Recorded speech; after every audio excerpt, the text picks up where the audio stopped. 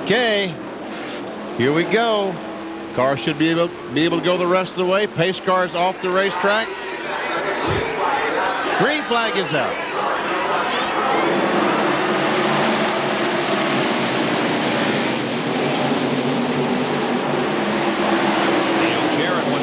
Pretty good jump. That's Mark Martin running in second position and Terry Labonte in third.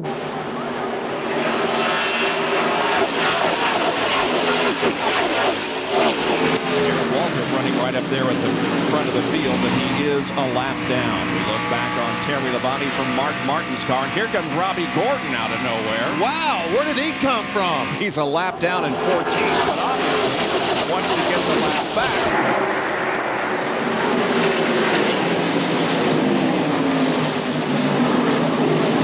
Mark Martin will pass by Darrell Waltrip. This is Robbie Gordon's Briggs and Stratton onboard camera. And no!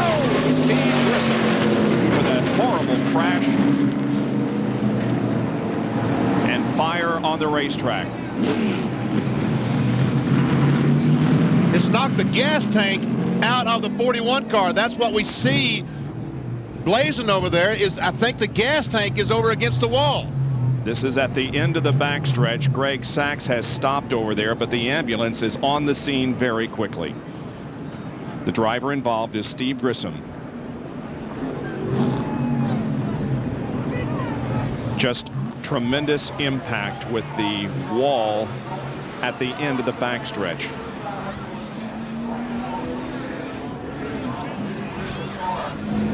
That is not where he made contact with the wall, but I think that would be the gas tank. I think it. Have to wait and see. Yeah.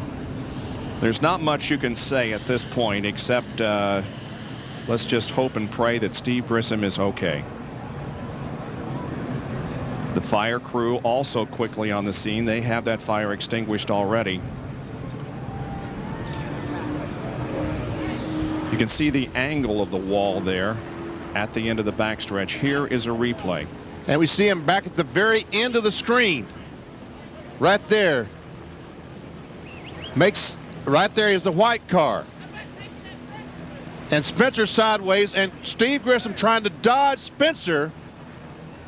Just all of a sudden, boom, and look at the car go up in the air. That's the Mike Skinner car. Yep. Mike Skinner and Steve Grissom tried to dodge Skinner. I mean, the 23 car of Spencer. And look, there's the gas tank. Yes. Hang on a second. I'll show you this gas tank, folks, as it goes across the racetrack. Right up there is the gas tank. And it makes contact. It impacts the wall and then splits open, and the fire begins. I think other cars will go through there, and the exhaust is going to ignite. There we see that car. That's Mike Wallace's Spam car. Goes through the gasoline and ignites it as it goes through. And there's Kenny Wallace as he goes through also. May have made contact there with Grissom's car as it still has not stopped rolling or pirouetting. And the wall just, and there is where Grissom made contact with that inside wall, and it split it right in two in several places.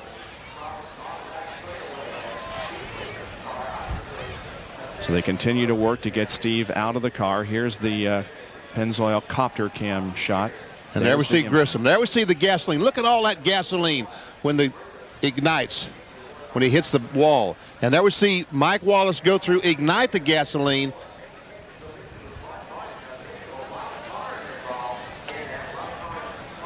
Wow. Steve Grissom, originally from Alabama, has been making his home in Concord, North Carolina, driving the Kodiak Chevy owned by the Larry Hedrick team. Obviously, you can see that the race has been red flagged by the NASCAR officials to get all the safety equipment there that they need.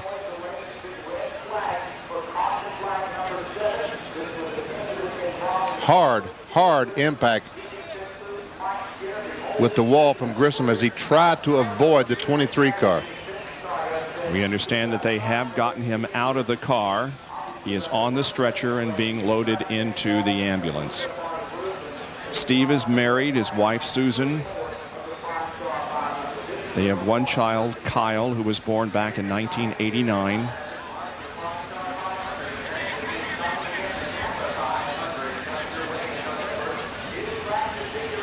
One of the most vicious accidents we've seen in Winston Cup racing in a long time.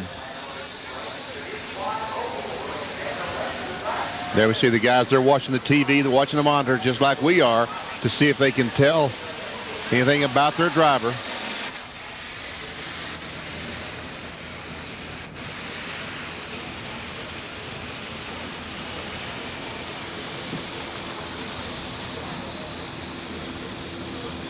I'm told that he right now is holding his own oxygen mask as they place it over his nose. He appears to be conscious. His eyes are open and he is holding his own oxygen mask. Wow.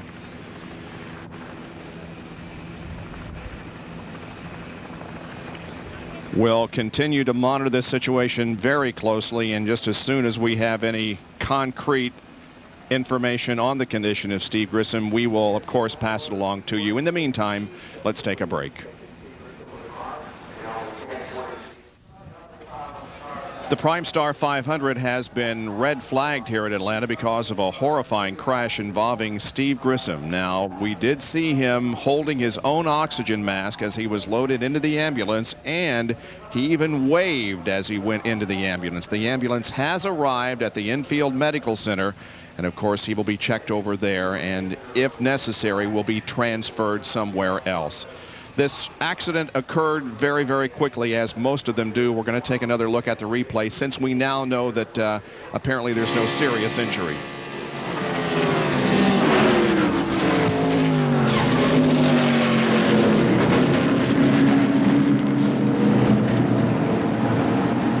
I mean, is that unbelievable? It's unbelievable how quickly that Steve Grissom is going straight, and the next instant he's going straight into the wall and backs into the wall, and then over he goes. And gasoline is thrown every place. Mike Wallace goes through it, ignites the gasoline. Kenny Wallace comes through, almost hits the 41 car as he's coming to a stop. And now we'll take a look at it in slow motion. Back here is the car that we're talking about.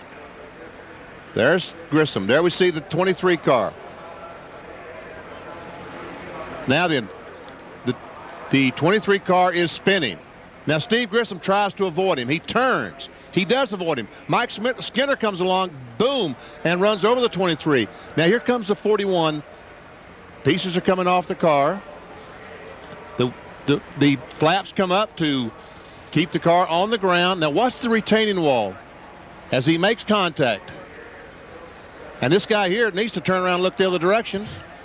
And boom, the wall just comes apart. And then he comes off the wall, and all that is gasoline. And here goes the gas tank across the racetrack.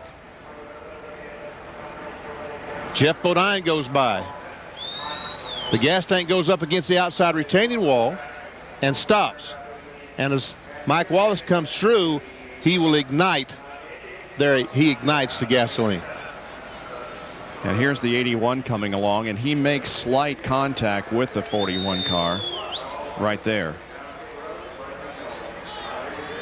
And the 81 car did have some significant damage as a result of hitting mostly debris that was coming off of Grissom's car. There's another view of the wall that was just shattered when Grissom hit it. One thing in Steve's favor, he was a tremendous athlete at Gadsden, Alabama High School. Here's Bill Weber.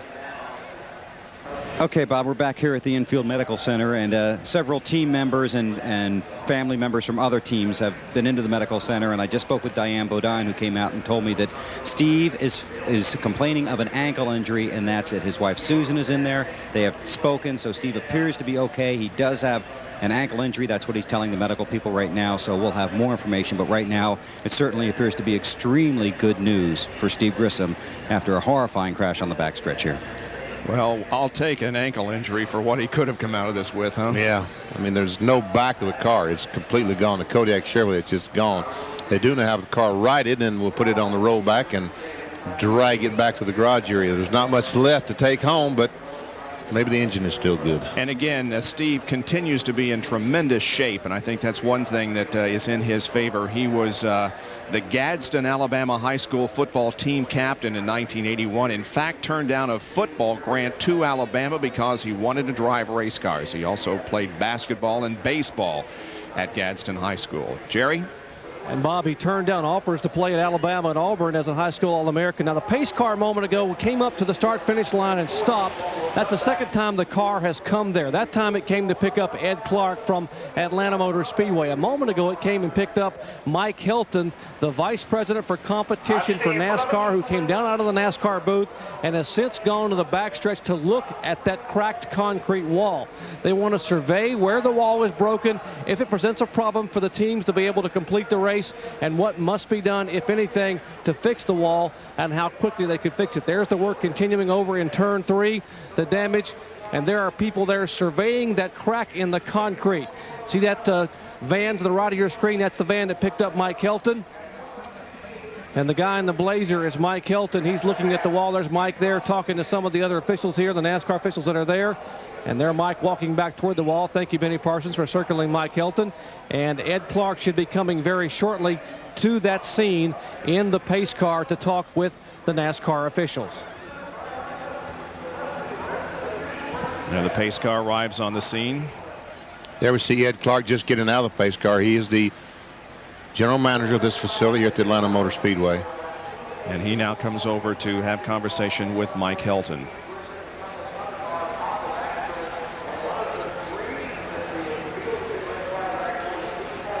Well, you can see that there is quite a bit of separation there, that grassy area between the concrete wall and the chain link fence that keeps the people from the racetrack.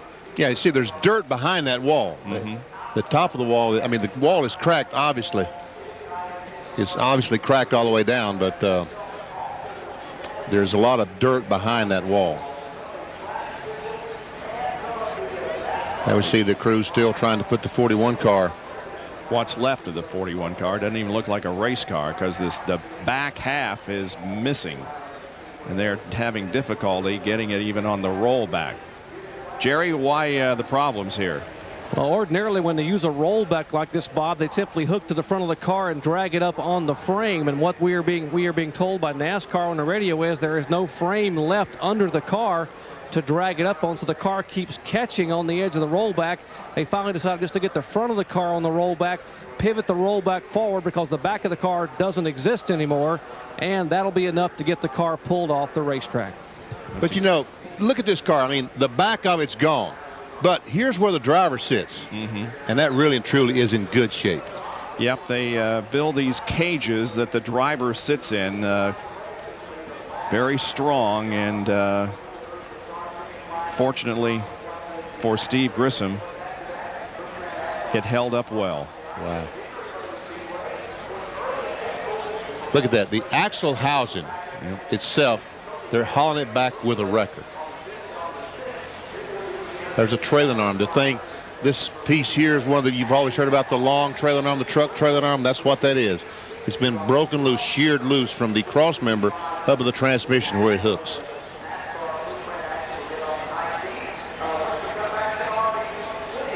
Remember last year, this car was involved in another terrifying crash at Talladega when Ricky Craven was in the cockpit.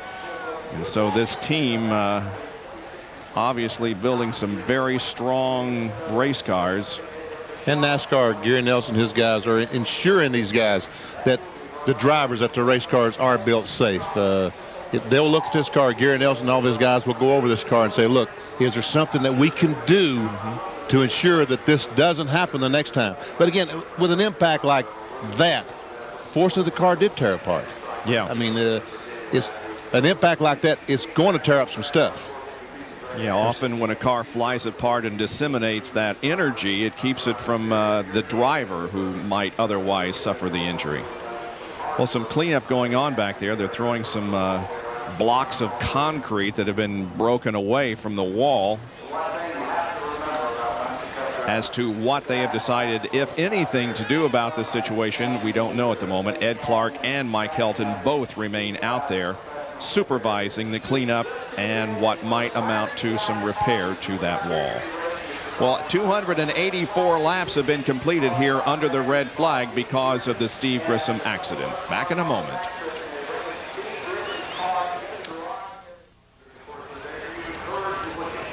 Primestar 500 has been stopped because of an accident at the end of the backstretch involving Steve Grissom. He is in the Infield Care Center, and the latest update is that he is complaining of an ankle injury, but other than that, apparently he is okay. Well, we can't overemphasize the amount of safety that is built into these cars. Earlier today, we saw Ricky Craven in a very hard impact with Ted Musgrave as they came off of the second corner, and both of these drivers were okay, but look at this impact.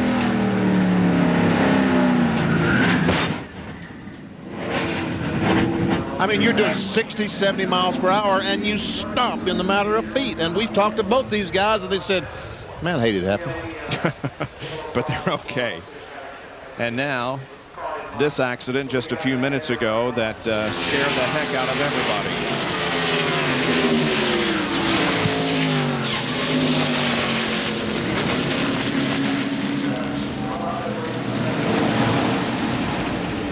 Wow. Jerry is standing by now with Todd Parrott in the pit area. Todd, before we talk about your race car in this race, when you see an accident like that as a crew chief, you have to be thankful for the rules that mandate that you build them safe. Yeah, I mean, I just thank the good Lord nobody got hurt over a while ago, Jerry. That was a pretty violent crash, you know, and a fuel cell comes out of a car like that and rear end housing flying all over the place. You know, just you can't say enough for what NASCAR does for our sport and mandating all the rules, you know, for the roll cages and all that stuff. You know, we got people building some new cars these days, and, you know, they're on top of what's happening with the car building business, and, you know, got to thank the good Lord that they are. Indeed we do. Let's talk about your driver now, Dale Jarrett. The problem at lap 190, the ignition goes away, goes to a backup ignition, and boom, a head or two breaks on the car. How much of a problem will that be in these final laps, or will it be? I hope that, like I told somebody a while ago, that guy upstairs is looking down on us, and it won't be a problem whatsoever. We've had a great race car today, and had a great race car the last 3 weeks. Just the end of the race, we hadn't been in a position where we need to be, and that's first. So just hope that, you know, this thing gets going back and we can lead these last 43 laps and win this thing. What about allowing the cars to sit on the racetrack? Now the drivers are sitting over there, the car is sitting over there cooling down. What concerns you most? You were talking to Robert Yates, who is the team owner for both these teams, about some of the things a moment ago. Any concerns about the engines? No, I mean, just like I said, I mean, we're just sitting here with our fingers crossed, hope that there's nothing going on inside that little thing. You know, there's a bunch of pieces sitting over on that back stretch, and anything can happen. You know, this is racing, and just hope that that thing fires back up and we can run up front. You know, the pit crew's done a great job all day, and can't say enough for this Ford Quality Care, Ford Credit Thunderbird team. Well, maybe after leading the most laps the last two events, you will finally get one today. Yeah, maybe we can get one, and I can bring a big trophy home to Tyler. He's last 2 weeks, when I got home from the race, he said, Dee Dee, how come you didn't bring home the trophy? So maybe today we can bring it home. Well, you can see how emotional it gets just thinking about a victory as the new piece of wall goes in over in turn 3, and some of the strategy being played out here in the pits.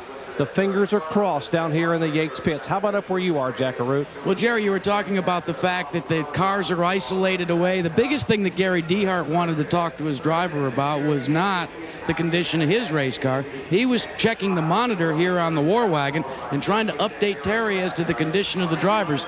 So you're pretty happy with the condition of your car right now? Jackie, we can't outrun that Ford right now, so no, we could be a little bit better, I guess. What happens when you do get up there and you start running with them? What happens to the car? Well, when we get directly behind somebody, the front end, this arrow thing, you know, take off and we'll push a little bit. Plus, we've been loose a little bit all day long, too.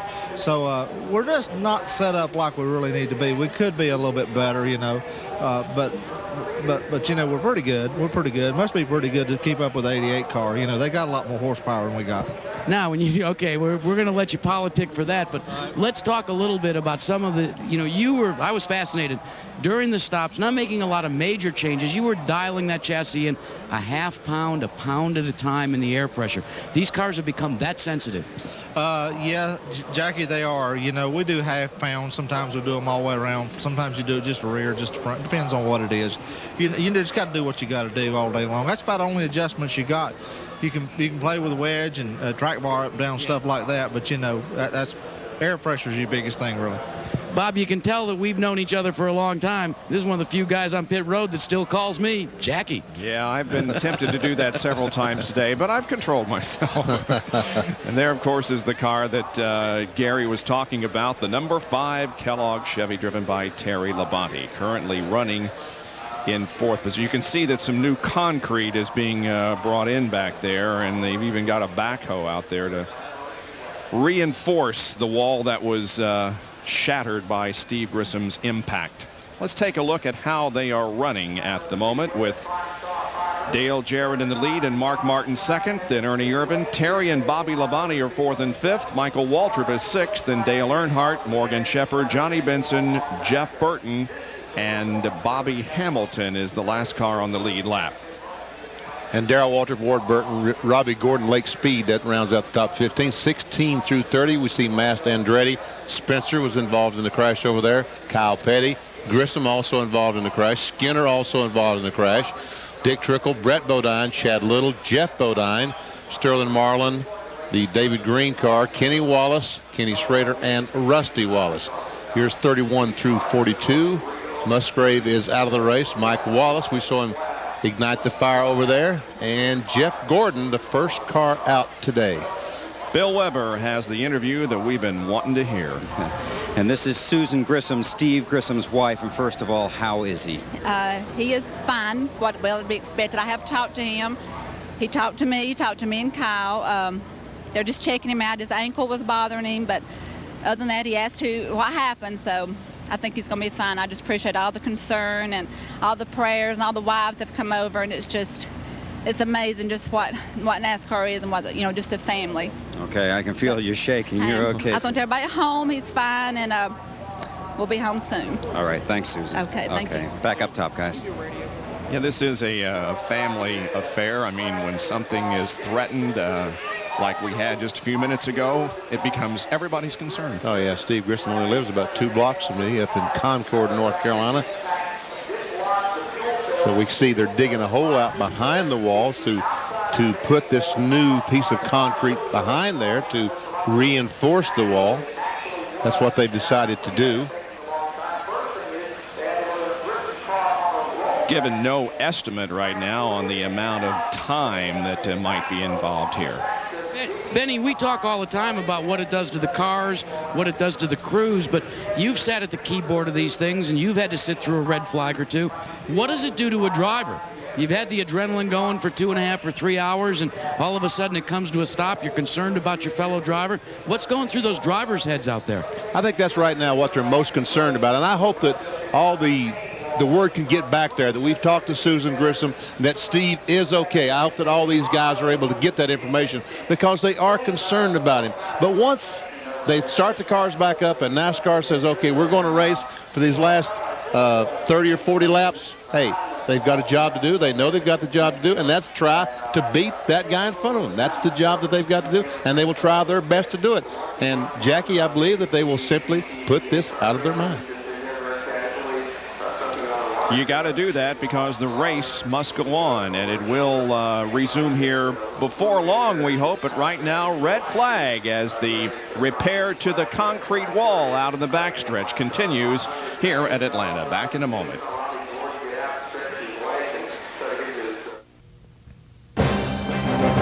ABC Sports coverage of the Primestar 500. Brought to you by Team Monte Carlo, Chevy, the cars more champions trust. Haviland Formula 3 Motor Oil. Add more life to your car. Brewery Fresh Budweiser, who reminds you fresh beer tastes better. And the more than 1,500 AutoZone stores across America. AutoZone, the best parts in auto parts. And we welcome you back to the Primestar 500, where the red flag continues to be out here because of an accident on the backstretch that has apparently resulted in no driver injury, but the inside concrete wall in the backstretch has been severely damaged, and they're making repairs to it. So until we can get that situation repaired, we are going to remain under this red flag. Here is what caused the damage. Coming off the second corner, we see the 23 car is going to spin right there, and then the 41 car is going to try to dodge, and watch if he hits the wall.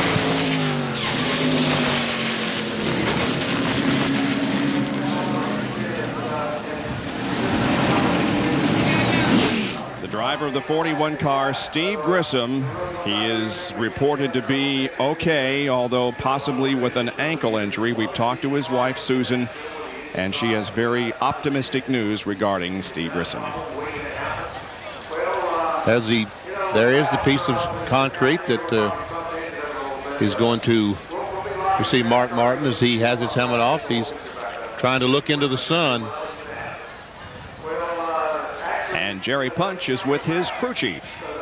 Well, while Mark Martin lounges over in turn 2, we'll talk to some of the Valvoline crew here. Jimmy Finnick, the crew chief. First of all, Jimmy, you sit second right now, 44 laps to go. Do you have anything at all for the 88 car of Dale Jarrett? I don't know. I don't think there's anything left in the car. If there's anything left, Mark's got something left. But that 88's been strong all day. We'll just have to see. Now, what about you guys have been fighting different chassis problems today? The car first was loose, then it was tight. Where are you now? Right now, he said we haven't changed in the last set, that last set of tires to this set. So right now, it's about where he wants it. It's about neutral. Okay, you said you may not have much for the 88, but your concerns are with the other Yates car, right? At 28's coming up pretty fast. Ernie's coming up pretty fast. So I think we'll just have to see what happens on the restart, see if we can get by some lap traffic and go from there. All right, that's Jimmy Finnick, who's the crew chief for Mark Martin. First he was tight, then he's loose, now he's all right, but he's concerned about the car back in 4th spot, Ernie Irva. But there's a car back in 5th that could also come in a hurry. Let's check in their pits. And this is Jimmy Makar, the crew chief for Bobby Labonte. We were here in November. I think you finished in Victory Lane over there. How about backing that up? Well, right now, things are looking fairly good. We're not in a position we want to be right now. That's obviously be first. But we've got the leaders in sight. The car's been pretty good all day long. We've just had poor track position. You know, the qualifying hurt us, and then passing's been extremely difficult for everybody today. So getting to the front's been hard. But the car's been fast. You know, on these long green stretches, we've been able to close in on Dale. So we just need to get a chance to get up there and race with him and see what happens. A couple of things have happened. I think you guys got trapped in traffic on one of the restarts, and then I know you went over to the 21 bunch and asked Michael to look at, I think, your right front. Yeah, Bobby thought he might have run over something and possibly had a tire going down. So we asked Michael to look at it and see if it was, and he said it wasn't. But what happened there on that restart is we had gotten a bunch of rubber buildup on it, and he didn't get all of it off and went down into turn 1, and the car slid out from under him going in the corner, wouldn't turn. So a couple of them got by there. So we learned a little lesson and scuffed them a little harder the next couple times, and it's been okay. Okay, good luck when we get this thing restarted. Okay, thanks a lot. Jerry Punch. We're with Robert Yates, who owns the car 88 and the car 28 that are currently 1st and 4th. And Robert, what we're hearing, we know the 88 car is strong. We're hearing the 28 car is going to come in a hurry when they drop the green flag. Now, that's a good problem to have.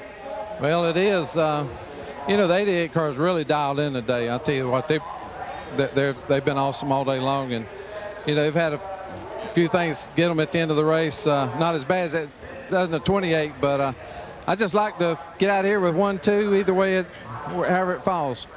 Now, you know how Rick Hendrick feels when he has 3 cars out there battling like they were in Daytona for 1st, 2nd, and 3rd. What happens to you? Do you hide those last few laps if it is Jarrett and Irvin battling for the win? Well, I'll tell you, this business always makes you nervous, and having 2 cars out here, I guess, makes you double nervous, and I don't see how Rick Hendricks could stand it. All right, that's Robert Yates. He has 2 of the cars in the top 4, and 2, if you believe people on pit road, who could have a good shot at battling for the win. Let's check in once again with Jack Root, who's caught up with the Earnhardt crew chief. And Larry McReynolds, it seems to be a never-ending litany. You're close, but not close enough. How bad are you chasing it today? Well, it's like the top of our fence is so narrow. You know, we get it loose and try to free it up, it gets loose. We try to make it turn and it gets loose again. We can't get it off the top of that fence. But, you know, if we come out of here today with a good top 5 or 6 finish, the year we've had so far, we'll be tickled to death. You know, we had a great speed weeks at Daytona and was happy with that. But 2 rough weeks at Richmond and Rockingham, we can come out out of here. We'll get this ball rolling. Now, guys, one of the things we haven't talked about all day is the fact that Goodyear brought a brand new tire here. Has that put you at odds a little bit, trying to figure out how the tire reacts when you put it on the car? Well, Larry McReynolds at odds a lot of things. You know, I don't have nothing different from what I raced here last year. You know, the tire's different, working with a Monte Carlo, chassis is a little bit different. We got the cold air boxes, but I ain't going to give up. I'm going to keep fighting and keep trying. I think I got the greatest race car driver that's out there to work with, and he deserves to be back up front. There's another guy that's really done well today, Michael Waltrip, and Bill Weber is with the second-generation leader of the famed Wood brothers. And Eddie Wood's just sitting here watching a little TV, trying to keep up on what's going on. What a spectacular day you guys are having. Yeah, we've had a pretty good day so far. Michael's been running really well. We seem to be better on a long run because he runs up high. And we're a little tight in the middle of the run towards the end, but everybody else seems to be getting worse too. But by the time we really get rolling, either a caution comes out or we have time to change tires, and they kind of get away from us again. So we're kind of hoping for a long run right here. How did he find that high groove? He is really running up there. I don't know. I didn't get to watch the Busch race yesterday, but I asked him a while ago. I said, "Did you run high yesterday?" And he said, "Nope, not a lap." So he just went up there and found it, and immediately when he did it, he picked up like 2/10, and so we just decided to stay up there. And we were getting ready to adjust the car because it was too tight down on the bottom. And when he moved up, it just fixed it. So, you know, like I said, we're still a little bit tight, but I'm scared to death to mess with it, you know. So I think we're going to just leave ours alone. So a long run, and maybe you can rope in the 88 and some of the other guys. I don't know whether anybody's going to catch the 88 or not, but, you know, like I said, I said I'd like to have a long run. Being as I said that, we'd probably need a caution. You know, it's everything I think it goes backwards. So I don't know. I think we're going to be okay. Okay, you've had a great day. Good luck down the stretch here. Thank you, sir. Michael Walter, by the way, finished third in yesterday's Busch Grand National race held here at Atlanta. Well, coming up next after our coverage of this event from Daytona International Speedway, the International Race of Champions, with drivers like Al Unser Jr., Jimmy Vasser, Dale Earnhardt, Terry Labonte, Jeff Gordon, and others. 12 identically prepared cars. That's on ABC Sports next after our coverage of this event. So stay tuned after this from our ABC stations. We'll have more of the Primestar 500 from Atlanta Motor Speedway.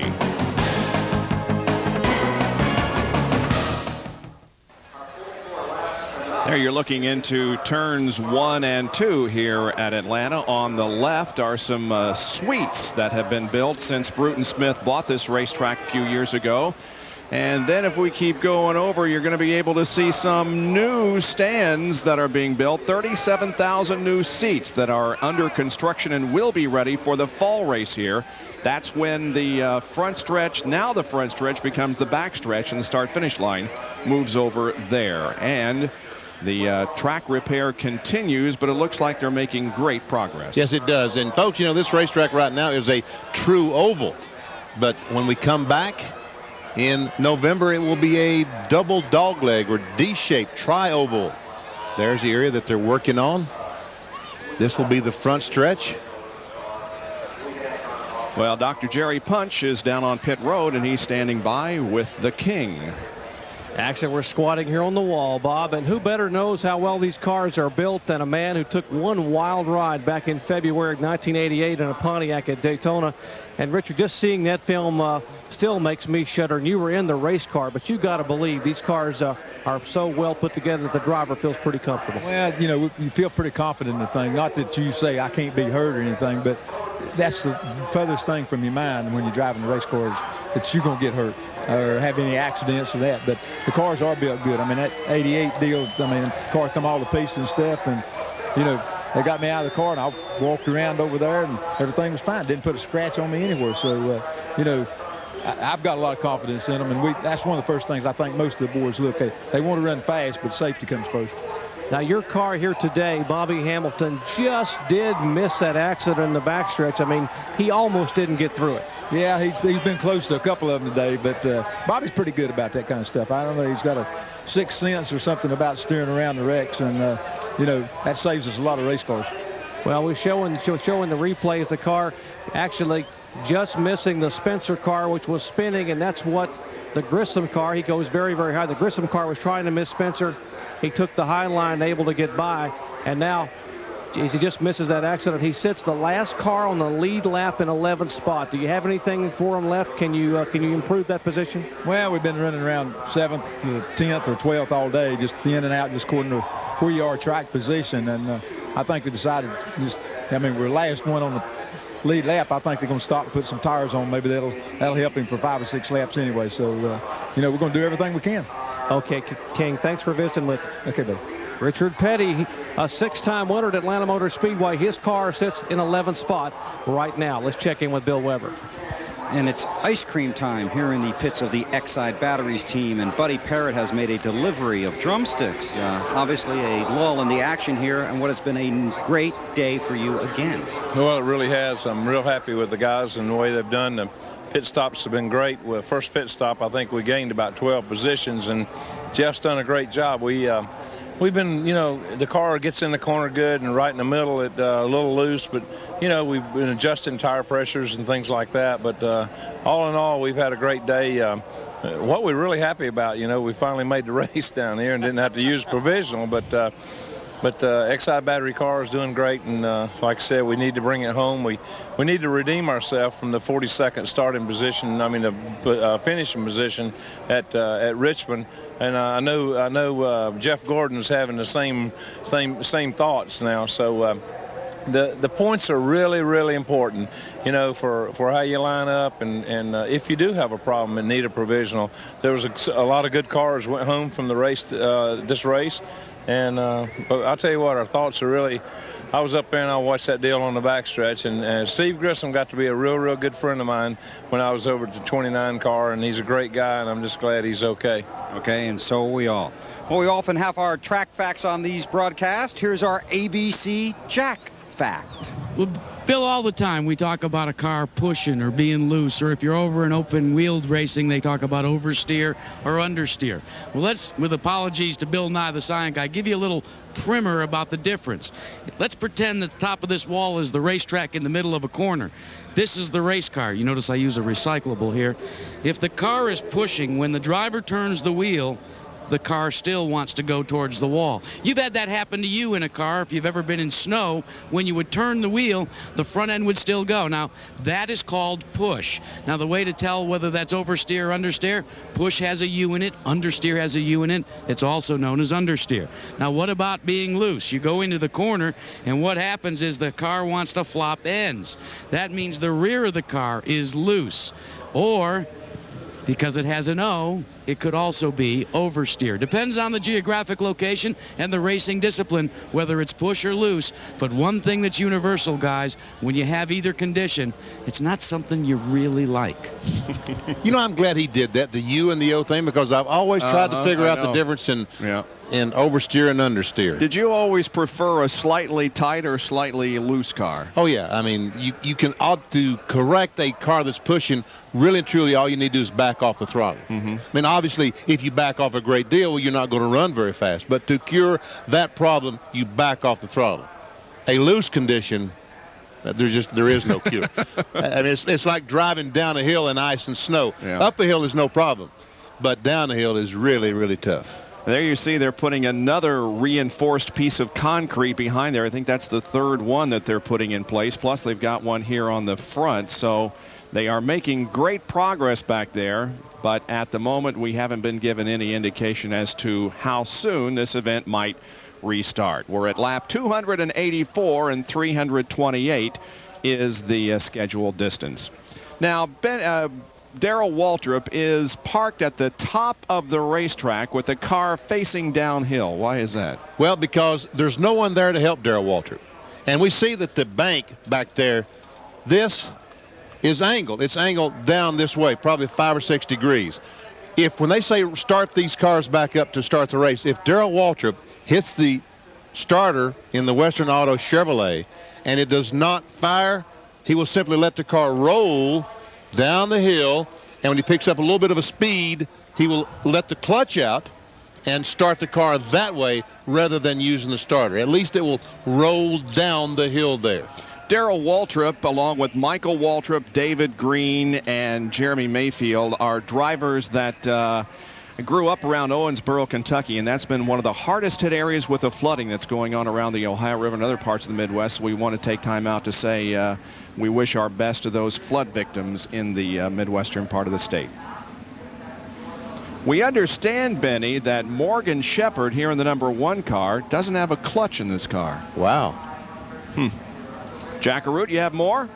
Well, look at this. Now, this is Morgan Shepherd's crew, and they don't seem too concerned about the fact that Morgan Shepherd doesn't have a clutch. They're more concerned about the vittles. Benny, eat your heart out. But, hey, guys, I just want to break the news to you. We just heard that Morgan doesn't have a clutch. Has he talked to any of you about that? We're all right. We're okay. Good to go. We're okay. Pass the mustard. I'll tell you what, maybe, you know, like Bobby Unser says sometimes, you know, they don't always tell you the truth. Morgan has certainly had a good run here today. He'll line up 8th when we get back to the racing. You know, we saw Buddy Parrott eating an ice cream cone there before, not too long ago when he was talking with us. You have a story, I think, that you remember from your driving days regarding a cone. Well, it was in the movie Days of Thunder. Yep. And, you know, Tom Cruise said, do you want me to pit? And Duvall said, no, wait, we're eating ice cream right now. That actually happened to me. That's where the story came from. It was 1987 in Darlington, South Carolina. And Harry Hyde was my crew chief. And I'd gotten some oil early in the race and knocked the wall down about like that. Only I didn't hit the wall that hard, but I'd torn the car. We'd fixed it. I was several laps down out there trying to make laps. The caution flag was waved, and I said to Harry, do you want me to pit and change tires? He said, no, not right now. I said, so the next time I came by, I said, Harry, do you want me to pit? No, not right now. I said, what's the problem? He said, well, we're eating rice. There we go. We're eating ice cream right now. I said, as soon as we finish, you come in and make your pit stop. He said, do you want one? So I said, sure. So he gave me one the next time I pit. Is that right? Yeah. Jack? You know, Bob, he likes to tell stories like that, and he's the king of self-deprecation. But I saw Benny Parsons run in Dover, Delaware one time where the seat broke, Benny. What, the second lap into the race? And he ran the entire 500 miles at the Monster Mile, holding on to the roll bar to keep himself from the seat whacking back and forth and steering the car. So don't let Benny Parsons ever make fun of himself too much. He was one whale of a race car driver as well. Well, thank you, Jackie. The weld on the seat broke, and the whole right side just would flop over, and I had to hold into the roll bar to keep me in the car. And helmet's going back on. We see Michael Waltrip.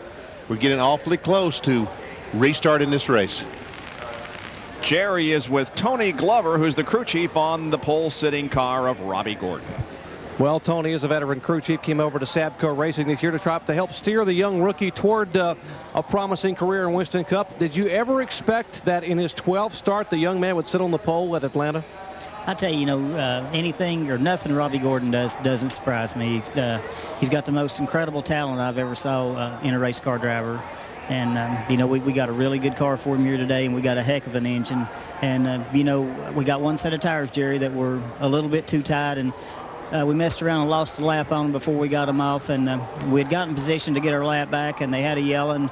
NASCAR said that we had made a mistake getting back in line, so they put us from being on, we would have been inside the second row. They put us all the way to the rear, and in about 20 laps, Robbie has fought his way from the rear all the way back to second in line again, and we got a really fast car. Just have to wait and see how it shakes out. I'd like to be able to get our lap back and, you know, have a yell and have an opportunity to race these guys at the end, because this Coors Light car is really running good today. We got word a little bit ago that he had some problems in the race car. Might have been sick or burned or something. You were looking for a backup driver. What was that about?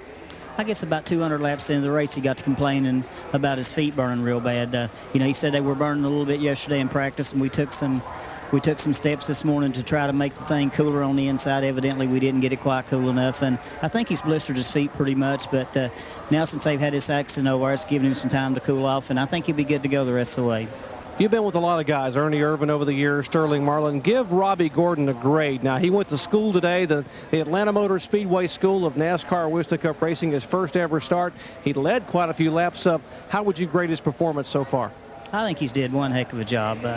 You know, he's just, like I said before, he's got tremendous talent. He's probably the most determined individual I've ever worked for or worked with in my life. And, you know, he's not a quitter. And right now he can't wait to get going back to the green flag. He says he's going to get his lap back. All right, you got to believe Robbie Gordon. He has that determined look. Tony, thanks for visiting with us. Robbie Gordon, another rising young star in NASCAR Winston Cup racing. He'll restart 14th, a lap down, but as you can see, he and certainly the rest of us are getting ready to restart this race. The helmets have gone back on, the belts are tightened, the gloves are on, the winter net's being put up. And before long, we'll have the green flag to start the remaining laps of this event. Yeah, we're just minutes away right now from the restart. Once again, here is the rundown, the field summary. There's the leader. There are right now 11 cars in the lead lap. Dale Jarrett is the first one. Bobby Hamilton is the second one. And there we see 4 cars in that group, 1 lap down, racing for positions. And 16 through 30, we'll see 2 more cars. So 6 cars, 1 lap, 7 cars. We see Kyle Petty still is a lap down. So 7 cars, 1 lap down. Grissom is not coming back out. And there is 31 through 42. Jeff Gordon, the first car out here this afternoon in Atlanta. Engine failure knocked him out of the race very, very soon after the green flag dropped here to begin this thing. So it was a very bad day for Jeff Gordon, and he's going to fall to probably 4th in the point standings after this event. And you can see that the reinforcement has been completed. The backhoe and all the other heavy equipment has left the area of the backstretch where the accident occurred.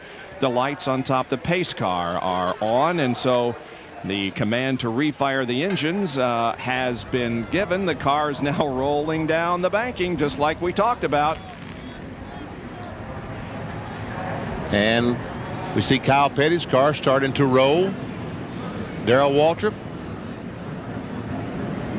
Let's see what Morgan Shepherd, how he's going to pull this trick off. If he doesn't have a clutch, he'll have to start the thing. Seems to be okay. Seems to be okay, yeah. It seems to be fine. See, there's Mike Skinner, and he made some pretty serious contact with Spencer when he was spinning this. I'm surprised to see Skinner back. That car's heavily damaged there in the right front corner, but he apparently is going to try to finish up the last few laps. And more ice cream eating is going on down the pit area. Doc, did you get one? No, I haven't gotten one yet. They told me they were saving a whole box for Benny. Maybe we'll split them later. Jeff Hammond running down pit road. I said, "What, Jeff? What's wrong? Got tires? Need tires? Need shocks?" Said, "No, I need an ice cream cone." He managed to get one. Hey, 12th right now. First car, 1 lap down. How about these last 44 laps for Darrell Waltrip? Well, I think it's going to be real tough for all of us. The sun's starting to come down here. You know, unfortunately, the Western Auto Chevrolet got down a lap. We're not going to be running for the win right now, but we've had a really good day today.